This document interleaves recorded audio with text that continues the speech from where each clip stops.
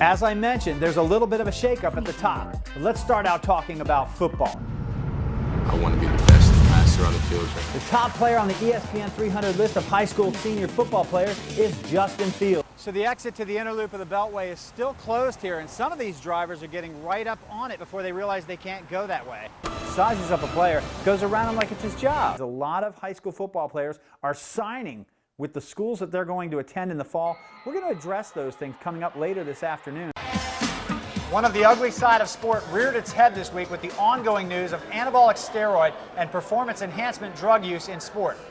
But with all the news, what is not being talked about is the real, tangible, debilitating effects of anabolic steroid use. Nate Lewis this week found some soldiers on the front line of the battle between natural ability and chemically enhanced performance.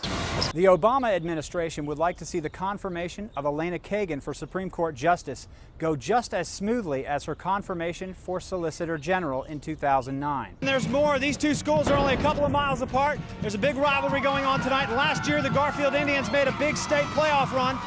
When the storm had passed, there was debris everywhere, like the remains of this house, to keep the other two branches accountable to the Constitution. Offshore drilling, like most issues in Washington politics, has those on the right and left deeply divided. But the legacy of Coach Wooten at DeMatha impacted far more than what happens on a hardwood surface.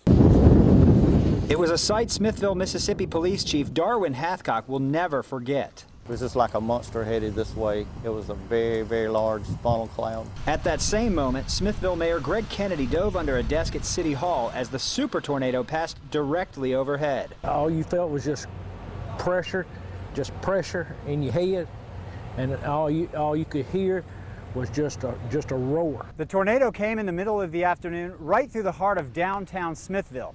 When the storm had passed, there was debris everywhere, like the remains of this house. The downtown area was destroyed, and 15 people were dead. Longtime resident Danny Chisholm managed to shepherd his family into this homemade underground shelter, which may have saved his life. When he climbed to the surface, it looked like a bomb had detonated. The whole neighborhood was gone. I knew it wasn't going to have no home when we come out. You couldn't even see the streets when you walked out. I didn't know where to go. You couldn't tell one place from another, and everything looked the same. Chief Hathcock had a similar reaction as he surveyed the damage. I thought nobody could have survived it because the view I got when I stood up, I looked back in this direction and there was nothing there. Most of the homes were destroyed, cars crushed, and lives devastated. Nearby, every building in Smithville's downtown was destroyed from the hardware store to the gas station. This town of 900 people wiped off the map in minutes.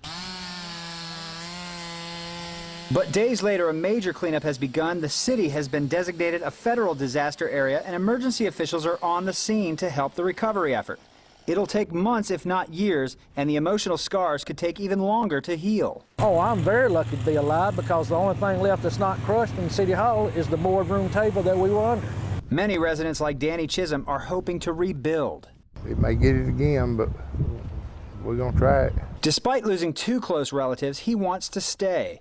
But it's likely his hometown will never be the same again. Joe Ball, CCTV, Smithville, Mississippi.